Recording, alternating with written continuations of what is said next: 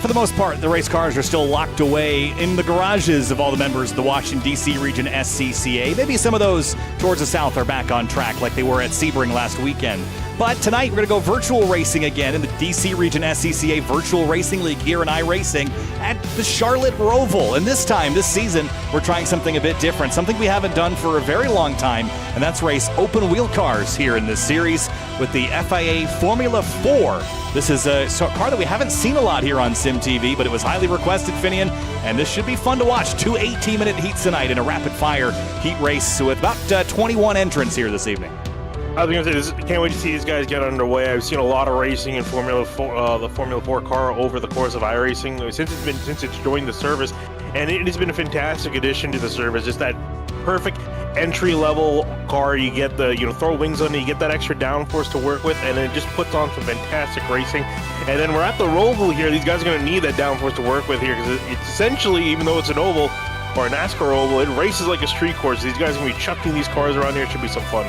Yeah, it certainly is going to be interesting, especially avoiding those big, tall curbs. Those rumble strips will not be kind to the underbellies of these fragile Formula 4 cars. Let's have a look here at the track map for tonight. Finian, this is a pretty wild racetrack. You mentioned the NASCAR Oval, but it was constructed with NASCAR in mind. Of course, the Roval existed before NASCAR ran this configuration, but they've made a lot of changes that made it stock car specific, including those big curbs, which you can't remove here in this configuration. We have that chicane on the back straightaway that will set you up for a great passing opportunity, but the name of the game here is just keeping it in one piece. This track drives as much like a street course as it does like a Roval.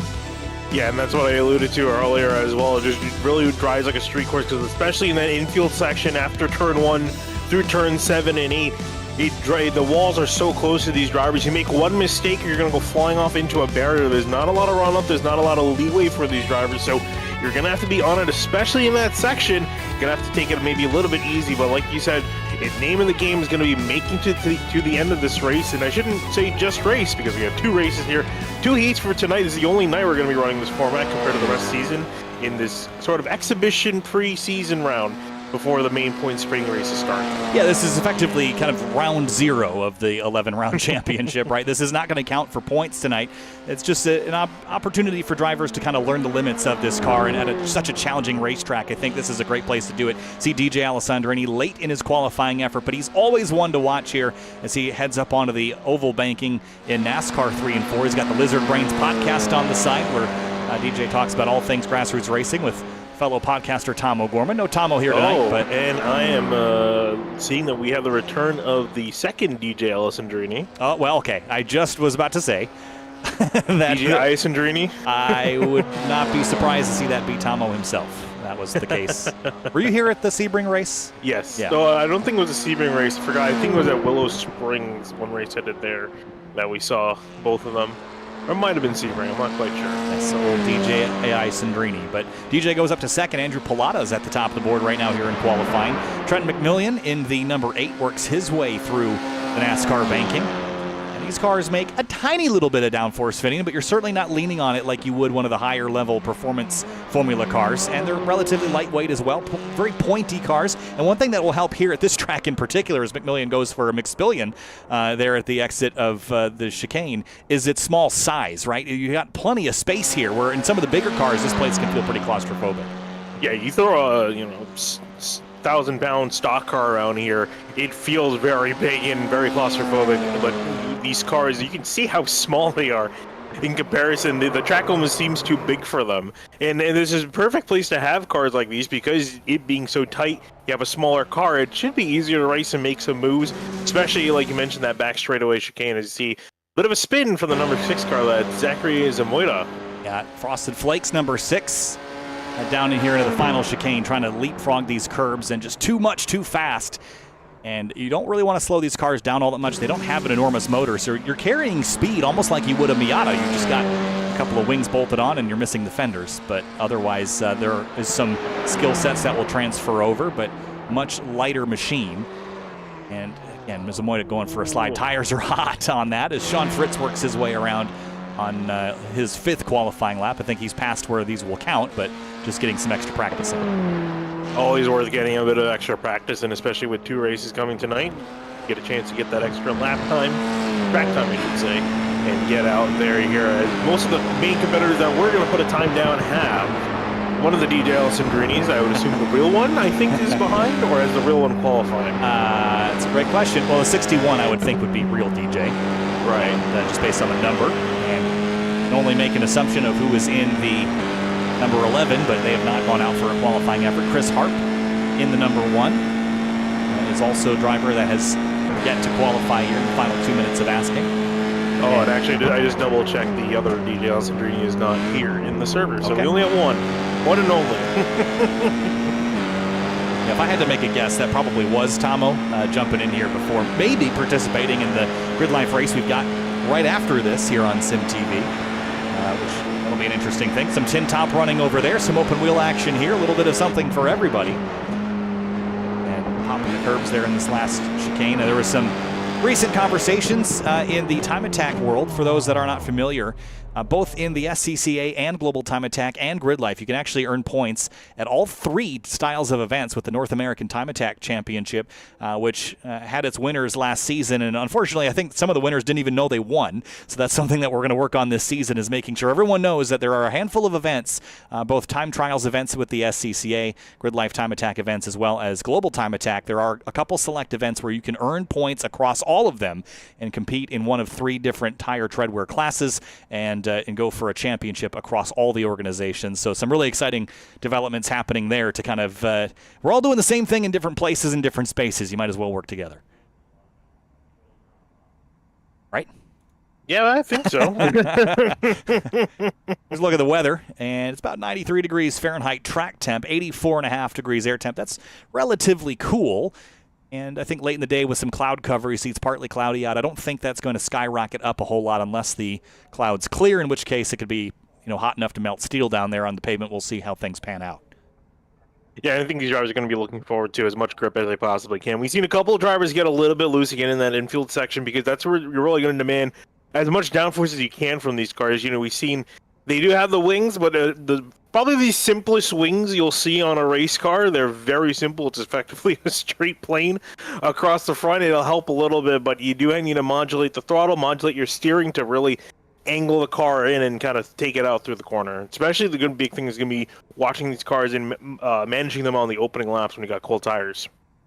So qualifying is complete. We're going to split the field. Oh, well, I was going to say split the field. We're going to run the field nose to tail as they qualified, and then we'll do it again for our second heat race. 18-minute heats here. That'll be about 14 laps, and we'll probably have the lap speed displayed at the top of the screen there once we kick things off. But before we get too far into the rest of the show here, let's roll you through the starting lineup here tonight. It's going to kick things off with the front row and DJ Alessandrini in the number 61. Late in the going there, pipped Andrew Pilata, who will start second on the outside of row number 1. In row number 2 is going to be Jack Chrissy in the number 17. Next to him, 53, Mike Leader is going to be rolling off in 4th. And it's Tala Sadiq that will roll off in 5th place on the inside of row 3. And Ken House-Seal starts 6th in the number 23 F4. Francois Brou going to be rolling off in the 69 in 7th place. Adam Kovac going to be joining him next to him in 8th in the 85. And in 9th place, it's Ryan Carwile in the number 71. Todd Rushing starts 10th in the number 12. Mark Levan's going to be rolling up in the number 4 car in 11th. Kevin Zhu in the 21 next to him in 12th. And behind them, it's Lex Kirachek in the number 19. He will roll off 13th place. On the outside of row 7, it's Zach Zamoida in the number 6, starting 14th. Back in 15th going to be the 2, Sean Fritz. Next to him, Nathan Brackman in 16th in the number 7. And behind them, Louis Alessi in the number 43 starts in 17th place. Trenton McMillian rolls off 18th in the number 8 machine. And we got Sly Stafford in 19th place in the 719. The other DJ not on the server, so rounding on your field of 20 cars will be Chris Harp in the number 1. And that is your starting lineup here. One last look at the weather. Air temp really close to what it was. Track temp is the same. It's just after 2 o'clock here in Charlotte, North Carolina, or Concord, North Carolina, I should say. And the pace car going to roll around. You only get about a half a lap to get temperature in these tires. And Finian, it's hard to get temp in these tires when these cars are so light. The one saving grace is that the slicks are fairly narrow, which should help them build heat a bit quicker than a big wide slick where you got a lot of surface area to heat up. Yeah, the only thing is only these guys have not even half a lap, a quarter of a lap to essentially try to get as much heat as possible into these cars, and then before they get away. Rolling started for these drivers will be a little bit tricky as they'll be getting the green flag halfway through the front stretch chicane. Yeah, that was actually something that NASCAR, when they ran here, used to do different. They used to restart cutting that final chicane, and now they have made that adjustment so that the restarts happen mid-chicane now. I'm not sure how popular that has been. Oh, they changed it? Yeah, they have. At least, I don't know if they changed it for last season, but I know that it's in the pipeline. Not exactly sure what the reason for it was, but maybe to prevent those turn one dive bombs. But here we go. Alessandrini fires up and away. We're racing the DC Region SCCA Virtual Racing League F4s open wheelers at Charlotte. And and the wall. Big crash hard. in the background. Yeah, before they even got to the start, that's the 7 and 8 and Brackman already taken out with some heavy damage to his car. Not the way that you want to start a race for sure. We'll take a look at that one a bit later. Here's Kevin Zhu in the 21, Mark Labance. I haven't done open wheel cars in a while that are this physically small, and it's a little tricky to see what the numbers on the cars are. Tricky as Fritz and Brackman are going to reset back to pit lane. Alessandrini leads Pilata by about 7/10 of a second. Well, good news for them. There is going to be a second race later on. They're going to have to unfortunately sit out this. Watch what everyone else is doing here as they're heading back onto the oval. Some side-by-side action. A little bit further down the field, that's Kevin Zhu, Ryan Carwell doing battle for 8th place. And now dropping in line here. The draft and the slipstream should be somewhat significant here, even with fairly short straightaways. You can hear the 21 bottoming out because the tire pressures haven't built all the way up yet. But Zhu, discretion is a better part of valor here. He'll sit back and wait. Carwile locks up, and he should have him on exit here, Vinny. Yeah, I was going to say, that's always that opportunity there when you see the driver in front of you. Well, that puff of smoke from locking up the tires is going to try to take advantage back on the oval here. Ooh, as that driver got very close to the wall. I think that was Mark Labance getting awfully close. Sure was. Here's Kevin Zhu popping out of line here on Carwile. This is for 8th place down here at this final chicane. Side by side through here is really challenging. They're going to do it though. Carwile leaves space on the outside. Here comes Zhu in the 21. You're going to try to work around the outside, take the long way around in turn one. It's going to be hard to do because you come flying right back onto the wall. There's still barely side-by-side. I think Zhu's got a wing he has to back out. Is not enough downforce, and that's allowed Todd Rushing to enter the battle in 10th place. Todd dropping in here, started 10th, running 10th. A little bit of a grass clip there as we roll through the infield into turns 5 and 6. This is a fun uphill section. You wouldn't think that a Roval could have all this elevation, but they built some in. Big slide there from Carwile on defense here from Kevin Zhu. Zhu's out to the fence, almost packs the fence. They're leaving turn 7. Oh, and then for the close battle there, and also close battle up for 4th place. Ken Ozili just passed Mike Leader for that spot in the infield section. And Leader looking like he's not going to take that down. Not going to take it sitting down. Trying to work through the backstretch chicane. Going to lose a little bit of distance as we look back to the other battle. Carwell, Zhu, and Rushing heading through. And, ooh, a big mistake, I think, for Zhu this time. Almost hits the wall. That will give Rushing an opportunity to step to the outside and try to out-drag Zhu through the banking here. And if he can maintain this overlap on the rear wing of Kevin Zhu, he should have the preferred line into the final corner, but he's going to tuck back and follow through. There was a car spun around. It was Tala Sadiq at the final corner. And we'll drop down a few positions, taking a look at what happened to him. Just got in hot, had the thing already sideways, and looped it around. Ooh, we got the wall too. And trouble. Kevin Zhu and Carwile are in the fence at Heartburn turn. No. And it was that Sadiq again, I think, who had looped it on hot tires. Yeah, and you see his rear wing, so of course he's going to have trouble getting to turn 1. Back in comes around, and unfortunately both of them go flying into the outside and pick the wrong lane. That was really bad timing for that wing to snap off, unfortunately. It's going to take out 3 cars in one go. Lex Kiricek and is also out of the race at the moment. Alessandrini, though, is getting run down by Pilata out front here as we are with 12 laps to go, coming to 11 next time by. And Alessio riding on through, trying to make up some spots. Started 4 down the order, and now trying to catch back up. Now, it's got Jack Cressy next on his list, but Andrew Pilata, you saw there for a second, trying to see if he can catch up to DJ Alessandrini. And Pilata straddling the blue line, trying to make up, just take the shorter way around. Ken still trying to see if he can take the shorter way around as he works through the front stretch game. Yeah, Ken has some input on what the series does, and he even self-admitted that this Roval and F4 combination was a bit odd, but I think everyone's been enjoying it so far. Here's Pilata down to the inside of Alessandrini, and DJ's got the defense up here. This is going to be fun to watch. Definitely going to be fun to watch. Pilata's caught up a lot in the last couple laps. I thought DJ was going to kind of eke out a little bit of a gap and a little bit of a lead, but Pilata's been in his coattails, trying to look at some sort of way on the inside. There through that corner, through the infield section, has to back off the dirty air. What little there is He's going to have to back off just a little bit because it's such a demanding section of track, and then they come back onto the oval. This is where Pilata is going to catch back up. Yeah, Hausiel passed Chrissy for third, but he's 2.8 back from Andrew Pilata. But that was from Chrissy going off the track in the infield section. Answers that question. But I think Pilata's got some pace on DJ. His best lap 0.3 quicker, and the slipstream will help. So I don't think DJ is going to be able to put distance on Pilata unless Andrew makes a pretty significant mistake. At the moment, they're both kind of equaling each other and running battling behind for fourth. Jack Chrissy, Mike Leader, nose to tail, heading onto the front stretch.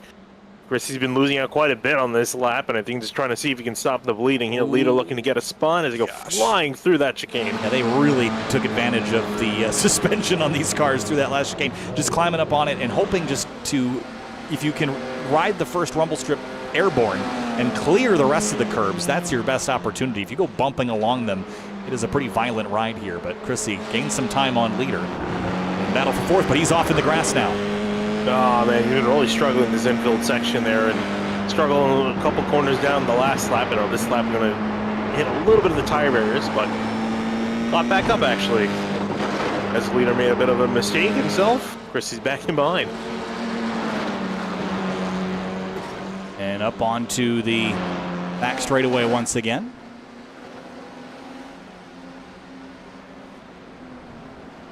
Down into the braking zone here.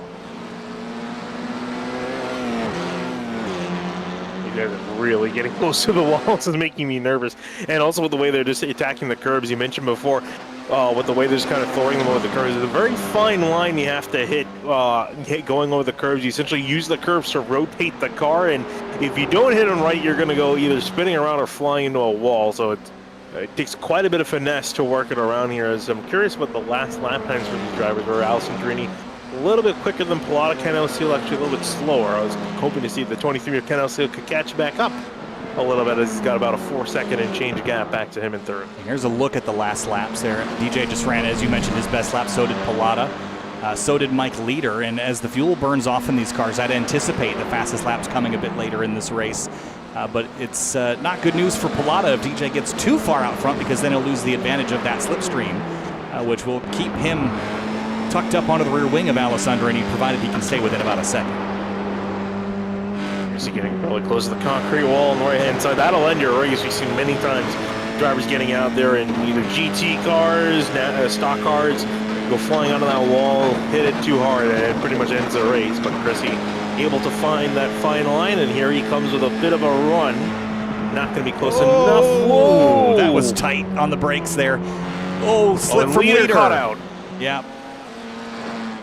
It's got the thing out of balance, and I think maybe he was looking in the side view mirrors there on the braking point. You don't have any brake lights on these cars like you would in a tin top that we've been running the last couple of seasons, so it can catch you off guard if you're following too closely.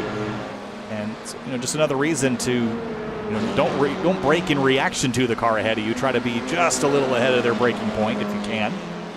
But yeah, often usually if you knew that, you wouldn't run into that one. I was going to say, usually if you're braking in reaction, that means you missed your braking marker, yes. And you're either going to hit the guy ahead or go flying off in the corner. Yeah, it takes the average human, 3 to 5 tenths of a second to react? And by that point, you're already dozens of feet past where you should have hit the brakes. About 9 minutes to go. Onto the banking again. Pilata right out to the edge of the fence, but DJ has been putting in some really good laps. Pilata just ran his best again and ate about a 10th out of DJ's lead, but it's stabilizing at about 7 tenths back, which is fairly far. It's the largest the lead's been, and I don't know if Pilata's got the pace to run him back down if DJ can do this the rest of the race. A bit of a lockup from Pilata entering the chicane.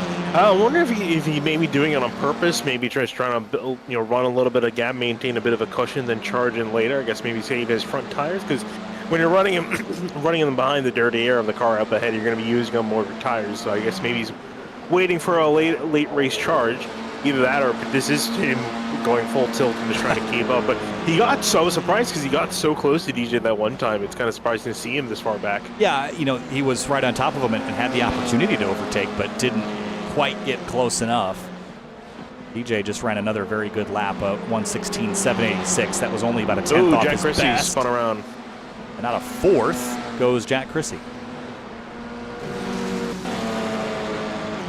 Just through turn 1, I think, again, just on the exit here, hit the curbing, and the back end came around. Did he even get the curb, or is it just because the track settles out so quickly here?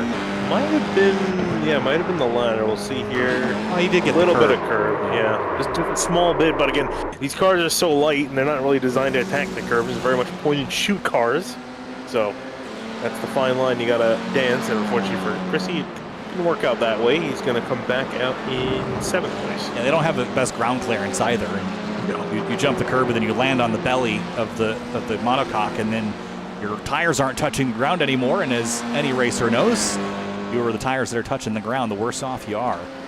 As with the way these guys are driving at the moment, they would have every single person in this field would have to replace the floor because they're just flying through the curves like that where you see on the screen.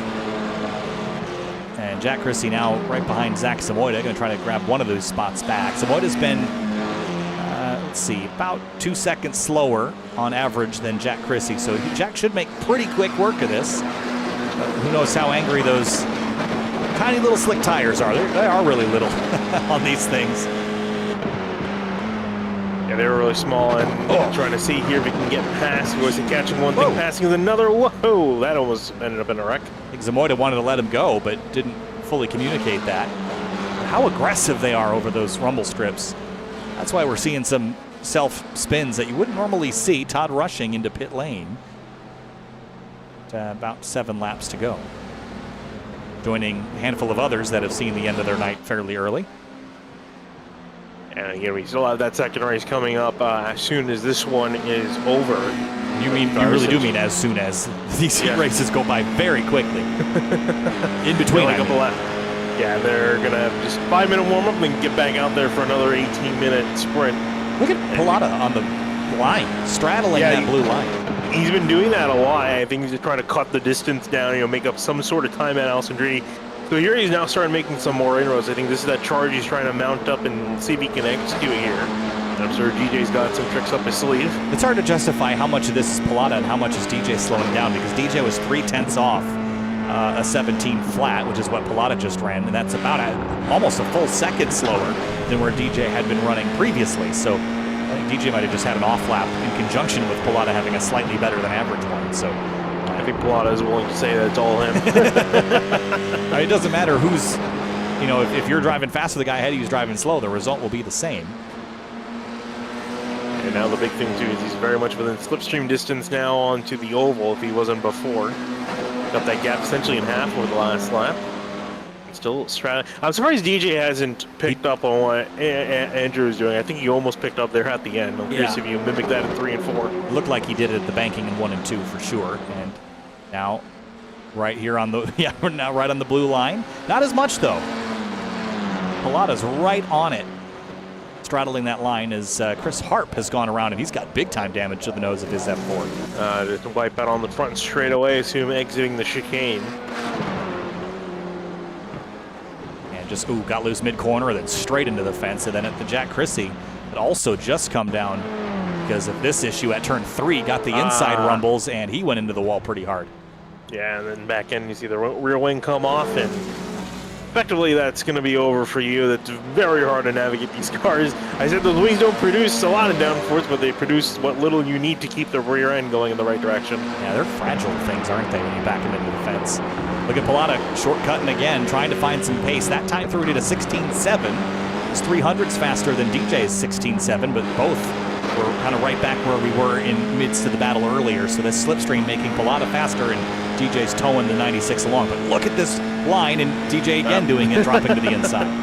Finally going to do it here. I think he realizes he needs to do something as Pilata's getting very close in his rear view mirrors. Run through the chicane is where DJ's finding some time here. He's actually gaining through the chicane. Right back to the banked corners, and again, now DJ dips below the blue. I'm very surprised they don't have those cut checkpoints that they have at the Daytona Oval. Those didn't, slipped there from DJ, but those checkpoints didn't exist until recently, so I can't say I'm all that surprised. But I also don't know, is it really cutting just yet? As Carwile and the lessee trade spots. They're right on the borderline. They got the center of the car over the blue, but definitely get the officials looking at it in real life if that were the case. Ooh, Plata. He got the inside curving a little bit too much and threw the car off on exit. Mike Leader into pit lane also. Not sure what for. Yeah, let's see what for either. He doesn't have a meatball. I wonder if he just got enough damage where he figured those boards coming down. Plata's so tight to that wall on the exit of the Roval infield.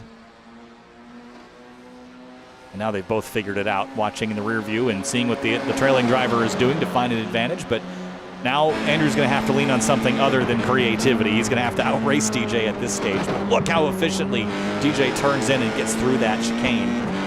Andrew might have to beat up his stuff a bit more, but I'm not sure that it's quite time to strike. 3 laps to go this time through. Maybe he'll save it for 2 or 1 to go. Yeah, I'm wondering if there even is a cut penalty down. I don't think there is.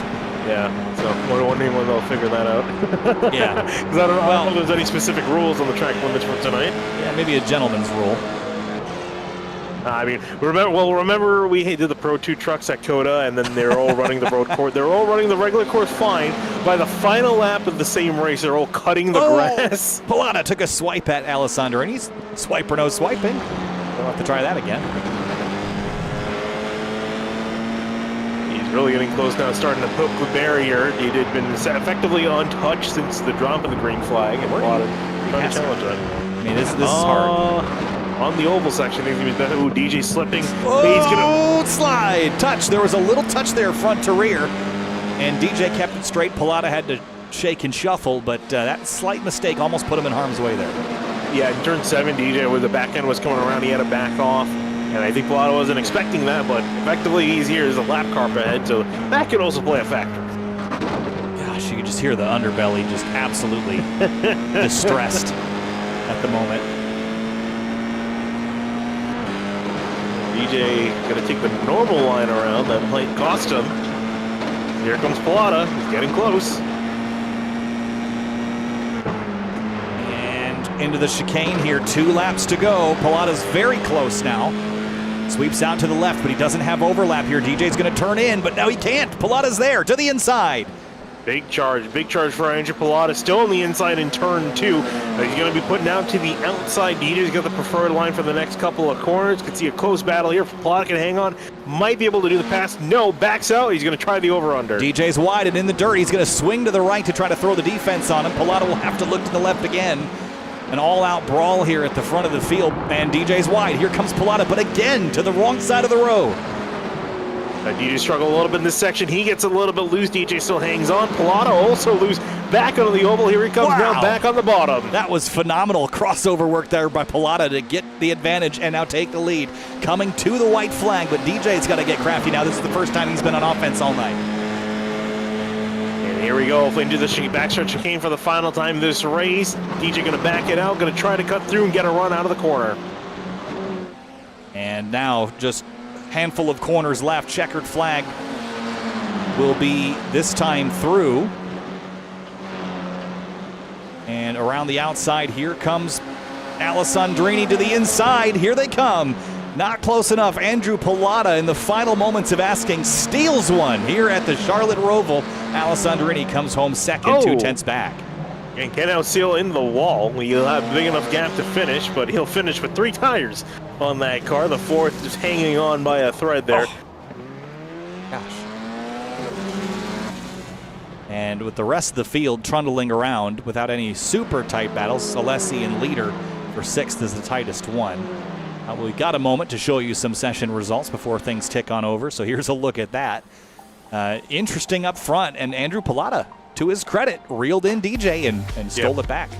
So I guess that answered the question we were wondering before what the actual plan was. Was that DJ showing his true pace, or was that Plata backing off? I guess it was indeed the latter, and he timed that perfectly, as perfect as he can, to get that pass done on DJ. Yeah, that was very, very well done, and I think DJ learned a thing or two losing to Plata there. He won't like that, but I also think that the strength lies with the driver in second, but even with that strength, like you would have at a NASCAR restrictor plate track, you still have to execute the pass. And here, in particular, it's pretty challenging. If we were at Monza or Watkins Glen or Road America, you know where the pass is going to happen. Here you don't. And Andrew did a great job crossing over DJ at the exit of Turn 8, getting up underneath him on the banking, and that was the final blow to the camel's back there, leaving the infield section. Yeah, well, to tell you, as we change over here into the warm-up session between both races, really going to be excited because we got a new player up near the front, Ken Alceel. He started in 6th, couldn't quite get back up to the leaders before the checker flag, but now he's going to be starting in this race in 3rd position, and now has a good shot at throwing himself in the mix between DJ and Andrew. Yeah, it should be interesting. I mean, Ken, we know he's got pace, but I don't even know if you need to be all the way up as far as tenths of a second. I think you can be 2 or 3 tenths off a lap and keep the draft, in your possession to throw a launch on the leaders. But on the last lap, had Ken Alceel been there when those two were battling, he might have been able to steal both of those spots. So just proximity is the key to having a good result here. Just getting there in the first place has been the challenge for Ken tonight, starting where he did in race 1. Yeah, and again, in that warm-up section, a couple drivers out on track just getting a feel for things. I think trying to see maybe we can learn something else. I think we definitely did learn that for DJ, he was really struggling with the rear end of the car. I wondered if that was just from pushing a little bit too early on in the run. I think maybe Pilata sensed that and decided to back out because of that, just to save his tires later on, because DJ was getting very loose in the infield section. That's where we saw on that exit coming back onto the oval, Andrew's able to make that up. Yeah, you have to wonder. I mean, he was sliding around a lot, and one must wonder, is that a result of him applying too much throttle? Is that him wearing the rear tires out, driving the car in a slide all the time? This is, as you pointed out earlier, it's a pretty pointy car. You don't necessarily drive it into slide all the time, but with such slow corners in some sections, you might be throttling up and putting some extra wear on those tires, getting them hot. We noted that the track temp wasn't all that warm. So either way, whether it was the stress or the conditions that led to those slides, if DJ didn't have those moments, he might not have lost the lead. So I'm sure that's something he's taken note of. Well, take note and make a note and keep it in mind for race number 2 coming up shortly. Trying to look at some other notable performers, if anyone's come flying up through the field. Trenton McMillan, he started in 18th. He's going to be starting in 9th. Lewis Alessi, he started 17th up to 7th. And Zachary Zamoyda, we saw him, he started back in 14th up to 5th. So a couple of drivers, and again, I think mostly just from sticking it out there, not getting into any mistakes, are going to be starting high up the order now in race number 2. And again, you can see from the B-roll itself, you saw it on the track, the walls are everywhere, and they caught out quite a few drivers. Yeah, they did. And it was the walls, maybe, but the rumble strips for sure. And keeping yourself out of trouble is, I think, the key to making it through.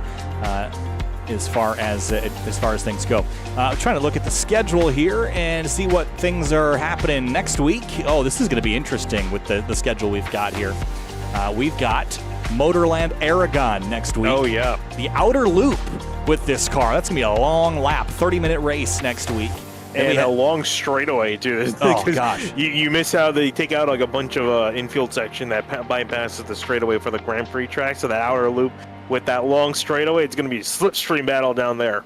You might be able to make 2 or 3 passes back and forth by the time you get to the end of the straightaway. That's going to be fast. Okayama is our 3rd week on January 31st, followed by Mugello, brand new track to the iRacing service, week number 4. Then week 5, we head to the Nürburgring. We're going to be running some other cars that week, Porsche Cups and GT4 class cars. The Grand Prix circuit or Nordschleife? No, that'll be the Nordschleife. Oh, nice. Which we haven't done in a very long time. Then followed up by Zandvoort, Road America, Magna Cour, Mosport, Spa, and Circuit of the Americas to wrap up the season. So a lot of very fast racetracks. This is probably the smallest track on the calendar. Yeah. So what you see today is not representative at all of what you're going to see for the rest of the season. I was going to say, this is the outlier, because the rest of those other tracks make sense, because that's what you would, other than the Nürburgring, but of course that's different cars. The rest of the tracks is what you would expect to see these kind of cars race, not really the Charlotte Roval, but I mean, hey, if you're going to have a non-point spread on a weird track, you might as well pick the Roval.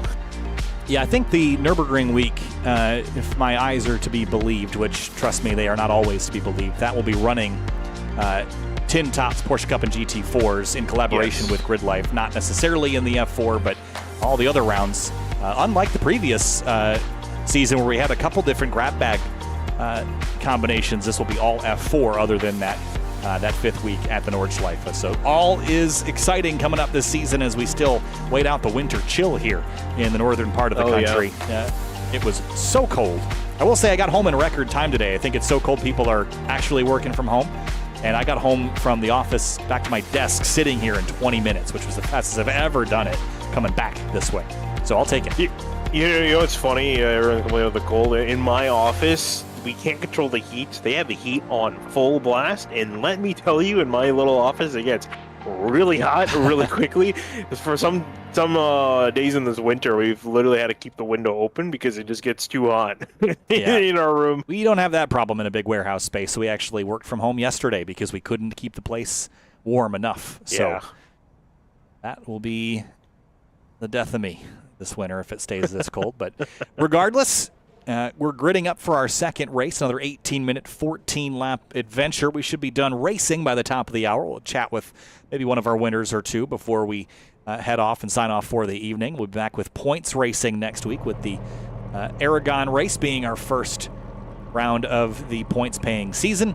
So a lot of drivers learning and maybe some watching also to see how the racing will look. But like as we said earlier, maybe not the best representation given that this track is so tight and twisty and we're on some pretty big courses here in the coming weeks. Yeah, bigger courses with a lot more start and stop corners, which is what you really have. Very few of the only ones I could really think of are turn 1 and the chicanes. Those are pretty much it. The rest of them, a lot of flowing corners and putting a high load on these cars. So yeah, definitely different sense of racing coming up in the coming weeks. Really looking forward to Aragon because I don't think we actually have we done a race there at Aragon? I don't think we have. No, I think there was a planned race there for the MTech Endurance Series and the MTech Light Series that never got off the ground, but it's new enough that we haven't been there for anything yet. I mean, remember, we haven't really done a lot of road racing other than the DC Region Virtual Racing League. We haven't That's true. really done a lot as of late. Well, got to have open wheel cars back on SimTV, and we also got the IndyCar series coming back too after the recent announcement with IndyCar coming back to iRacing. Thank the Lord. Bring back open wheel, and I love calling races with the iR18. I generally think that the IndyCar and iRacing provides, especially with open setups, provides the most realistic looking race that you can get on an oval in iRacing in particular. And while I enjoy watching the road racing, the oval stuff in particular is a lot of fun to watch. This will be fun to watch as well. 14 laps, 18 minutes, Pilata on pole. Here we go. DC Region SCCA Virtual Racing League action. We're back underway from the Charlotte Roval. Pilata leading them down now. Cedrini, Ken Auxilio, your top 3. Kovac and Zamoyda, your top 5. The top 3 already breaking away, and DJ already all over the back of the 96. He's not letting him get away. No, he does not want to play second fiddle here to Pilata in this race, regardless of how it panned out at the tail end of the last one. He'd rather lead every lap and lose the last one, perhaps, just because he knows what to do to undo the loss. Just don't make any more mistakes. Through turn 6. Much cleaner start here. No issues on the front straight or in the first couple of turns. Everyone's still going and still very close due to that. Heading back on here onto the oval. Sly Stafford goes for a ride through the grass there at the exit of turn 6. But he'll get back on, keep the car pointed in all the right directions. Trent McMillian and Todd Rushing side by side for 9th. Chops across the nose to Kevin Zhu, who promptly jumps to the outside onto the backstretch. Here we go into the braking zone for the backstretch chicane here. One of the better passing opportunities, and a wreck and a spin. Yeah, that was Todd Rushing going for a loop on the nose. I think that was McMillian that got into him. And right there, the 8. And McMillian had the nose cone in there, but not much else. And I think Todd probably shoulda, coulda, woulda had the corner there, but didn't pan out that way. Whoa, someone bailed out of the corner on the front stretch chicane. That was Zachary Zamoyda. Again, a bailout, go for a little bit of a ride, a little bit of a lockup as well. And Sean Fritz. Oh, Louis Alessi around in turn 1. You can see him out on the outside wall and everyone avoiding off the track. That's a scary moment. If when you're down there at 1, he's going to sit there and wait and actually reset as side-by-side Kevin Zhu and Trenton McMillian for 8th place. Zhu on the outside, McMillian in the blue and red car on the inside. Yeah, that's where you want to be in turn 4, coming on that outside lane. You get that run down that little short straightaway into the next series of corners, and he sees you able to seal the deal up to 8th from starting the Oh, slide, McMillian. Big bobble. Hang on. Wow, he did a great job locking that thing down. Going to get split 3 wide here as Chris Harp and Talas Sadiq go by. Sadiq looking for a better run than he had in race 1. Yeah, after everyone taking what they learned in race number 1 here, applying it to race number 2, much a lot tighter here for race number 2 for a lot of these drivers. Closer. Oh, big wreck from Kevin Zhu to hit the wall on the exit of the chicane. I'm not sure how much the wheel damage he had. That was a decent hit. Looks like it's driving fairly straight. Here's what happened to him. Oh man, that was a pretty big hit. For these cars, it's a decent hit. Kind of bounced off it. He's still rolling at least. Jack Chrissy and Francois Brou in the 69. Looked like he might have been serving a bit of a slowdown there. All the while, out front, well, hold that thought. Here's Brackman and Harp. Harp in the multicolored number 1. He's on driver's left. Talas Sadiq watching from behind as Brackman fights for his life here for 10th place. Still side by side. Sadiq going to be on the inside. Harp going to try to work it on the outside. He's actually going to back out, give the line to Sadiq. And actually, here comes Trenton McMillan up his inside. And we'll get the pass done. Harp going to have to back out. He locked up that right front tire. Did McMillan. He's on a mission. My point about the front runners was they're running 1, 2, and 3 very close quarters. Pilata, Alessandrini, and Hausil, as you pointed out, is going to be a factor in this one. Brackman and Sadiq still throwing defense at each other here, down into the chicane. Sadiq has to back out on the exit. Got too good of a run. Brackman not good enough. Had to back out to avoid hitting him and damaging his front wing. And here's that lead group I was just talking about into turn 1. And Pilata, Alessandrini, look at the lead they have to the rest of the field. They've already hiked out 6. We're only on lap 4, and they already got a 6-second gap back. Oh, trouble. Go back in. Brackman goes for a slide and into the pit wall hard. That was off the nose of Sadiq, I think.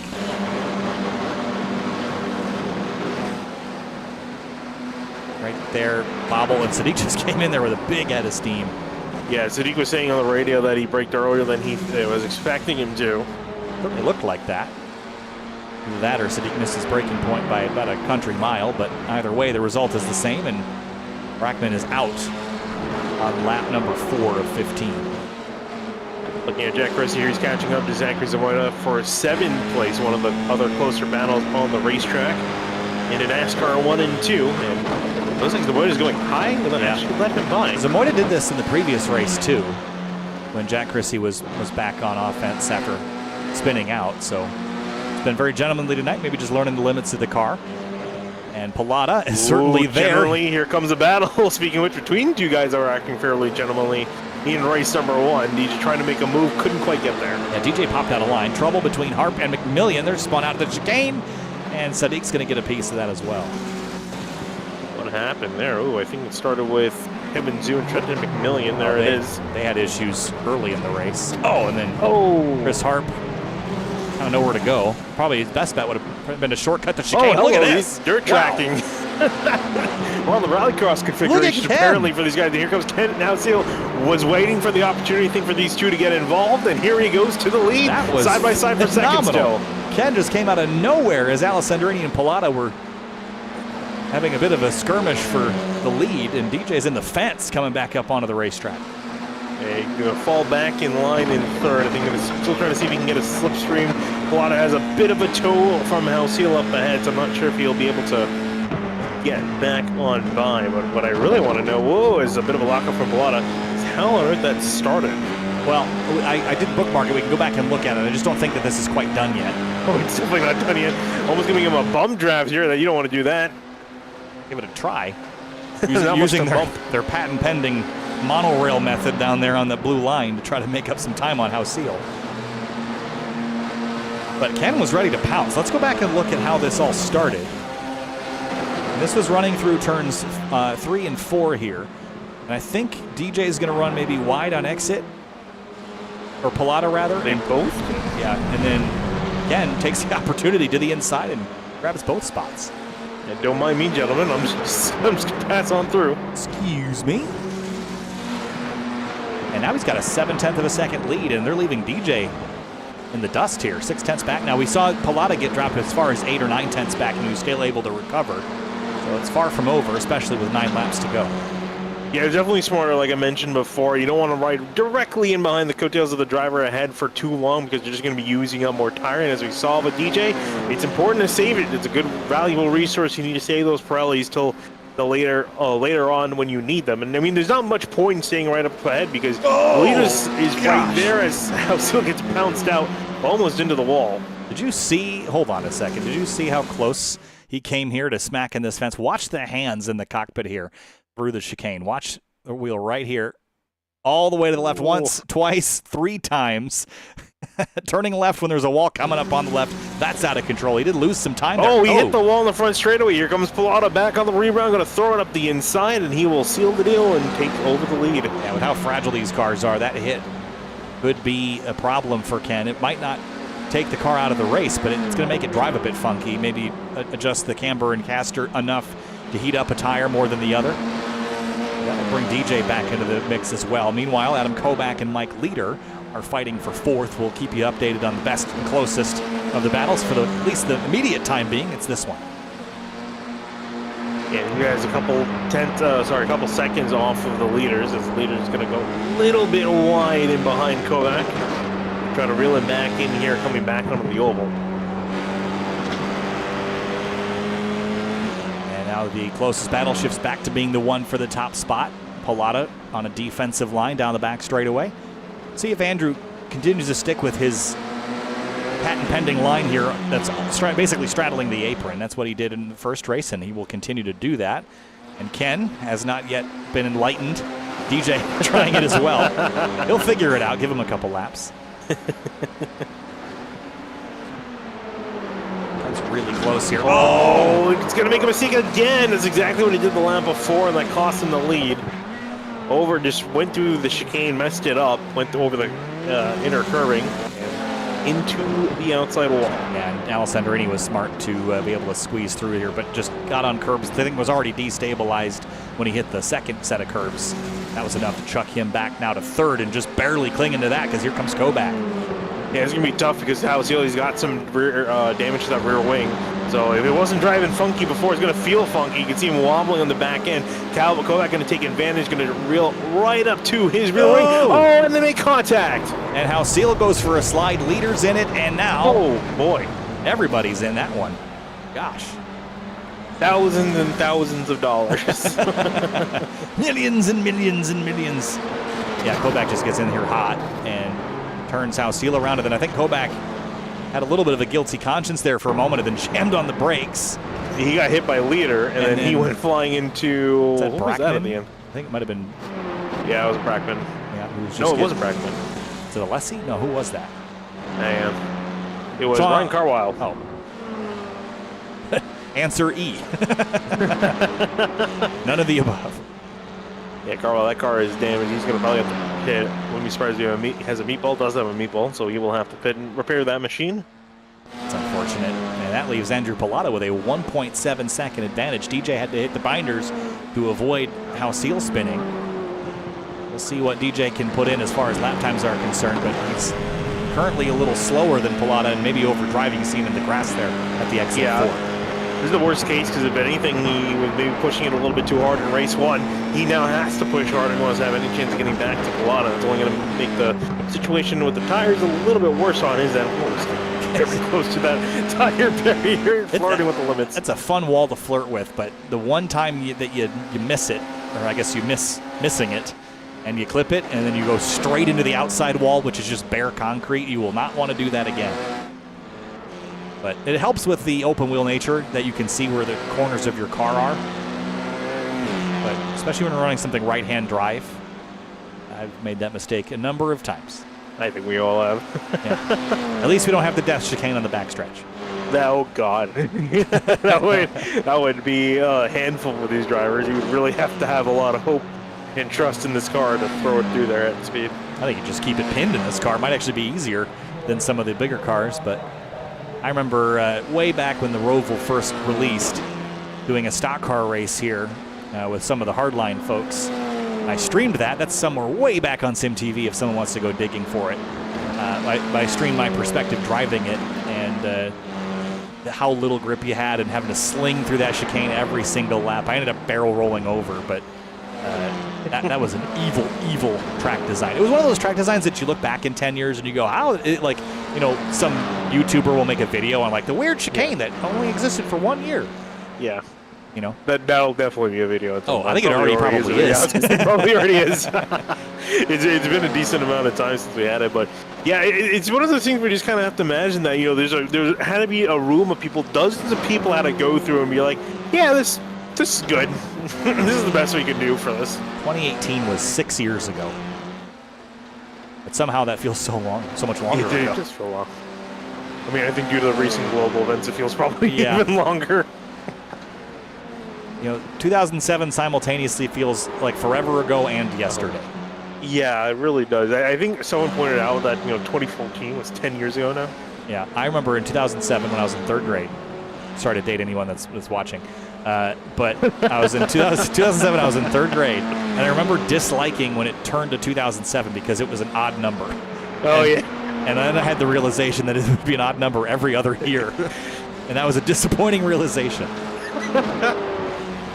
Talasadiq has just had another issue in the 20s. He was actually running pretty decent up the order. And bam, you go too wide up, or there he goes, around he goes. Frustrating end to the evening for Tala, but this is, again, a non-points round, and you've learned what not to do for next week, so that's good.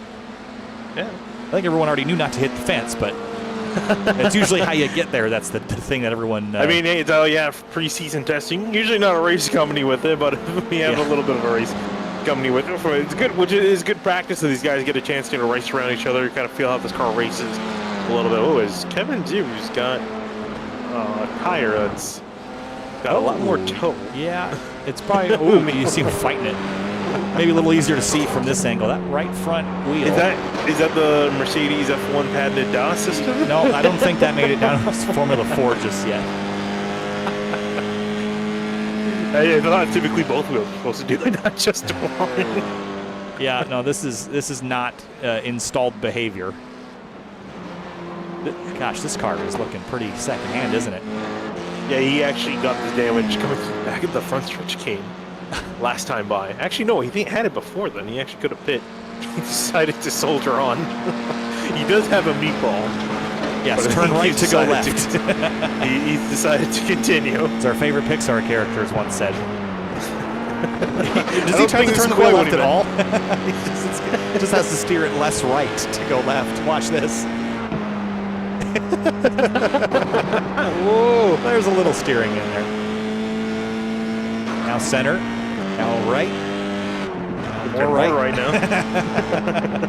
Oh, I've been here before. Not fun. Kevin will soldier on, as you put it, in 8th place. Closest battle for position is currently 3rd, Mike Leader and Jack Chrissy. And if the times continue, we could have a battle between these two. And Chrissy's been putting in some good time, made up, I think, 0.8 of a second, if the math right, last lap through, so should be there by the time they finish this out. They're coming to 2 laps to go this time by. Chrissy's throwing in their leader a lot more conservative. You can see that's where he's making up the time. Get down to the end of the race, and you don't have to load this thing up on your own trailer at the end of the night like you would in the real SCCA. So, and there's no points either, so might as well. Bring me the trophy or bring me the steering wheel. Don't do neither. Don't do both.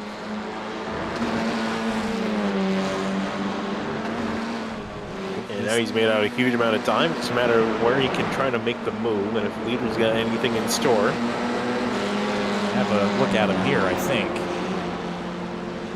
We'll cross over on the exit of turn 8. Here he comes. He should have a draft and a run.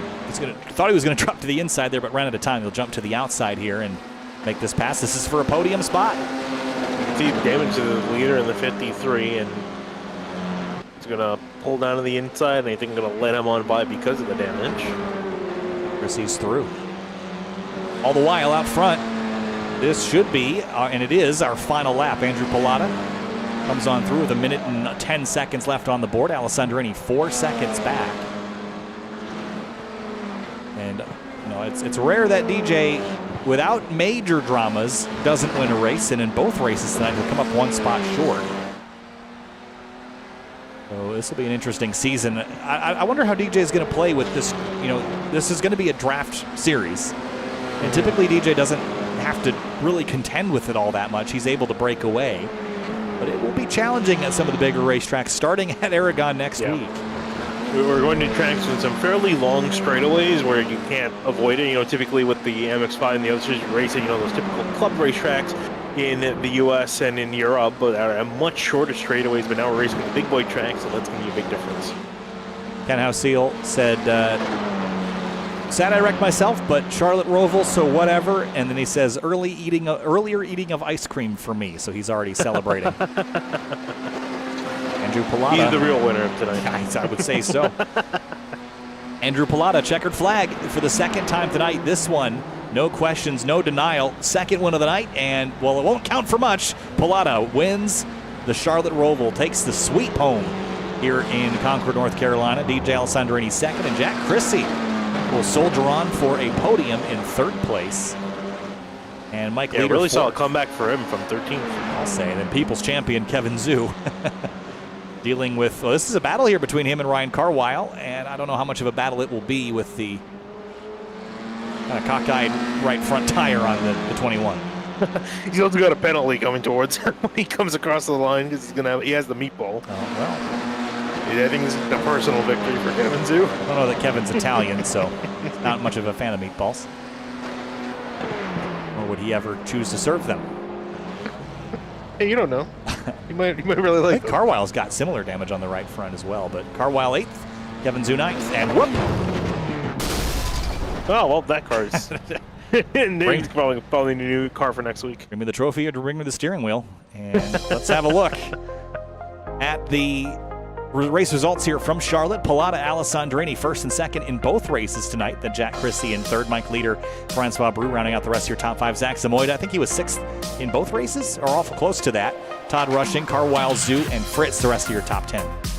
And Zamoyda was fifth in the previous race, so we did pretty decent in both. Then we go to Trinity McMillian, Chris Hart, Sly Stafford, Nathan Brackman, Tyler City, Ken O'Seal, Adam Komek, and Louis Alessi. A lot of the drivers that struggle in this race, but I'm sure they're all going to be happy to be leaving the Charlotte Roval and going to quote-unquote more real racetracks from here on out for the rest of the season. Sounds like Kyle Busch out there. Let's go to a real racetrack next week. And we'll stick around here for a minute and see if anyone wants to join us for a chat, but DJ is going to be headed right on over to Grid Life Land, I imagine. Maybe Pallotta will join us here momentarily. We'll give him a second before we sign off for the evening, but Charlotte Roval, challenging combination. We knew that was coming, but I think the curbs were as much of a killer as the fences tonight. Yeah, I was going to say, I think definitely aiding into the fences, taking out a lot more people. We saw with Ken O'Seal, he lost the lead going through the curbs. In fact, this very corner that we're looking at on the B-roll, and they threw him into the wall, and then the second time into the wall, and unfortunately that was going to be it for him tonight. But yeah, I think a lot of these guys are going to be hoping, or I should be saying they're going to be happy. They're not going to have to deal with anti-cut curbs. They're going to go throwing them into the fence from here on out. Yeah, and looking ahead to their actual points-paying season, it's going to be the Motorland Aragon Circuit, the outer loop next week on January 24th, followed by Okayama and Mugello. Those are your next three rounds. And Finian, how much translates from tonight to then? It doesn't seem like a lot, but I think learning the fragility of these cars is perhaps the most important lesson. I was going to say, there's not a lot, I think, as far as the, learning how to drive aspect of it, but I think really, learning how to race with the cars, how to deal with, I guess, damage, if anything, and, just figuring out how these cars kind of race. This is, again, a bit of an outlier for these drivers, so there's going to be still more to learn as the season goes on. Yeah, I think also taking note of those who were successful tonight, maybe it's not the vehicle dynamics learnings, but learning which drivers are able to sling the cars around. Andrew Pallotta certainly high on the list. DJ Alessandrini's up there as well. Jack Chrissy had a decent night. And then Zach Zamoyda, two consistent results, as you pointed out earlier.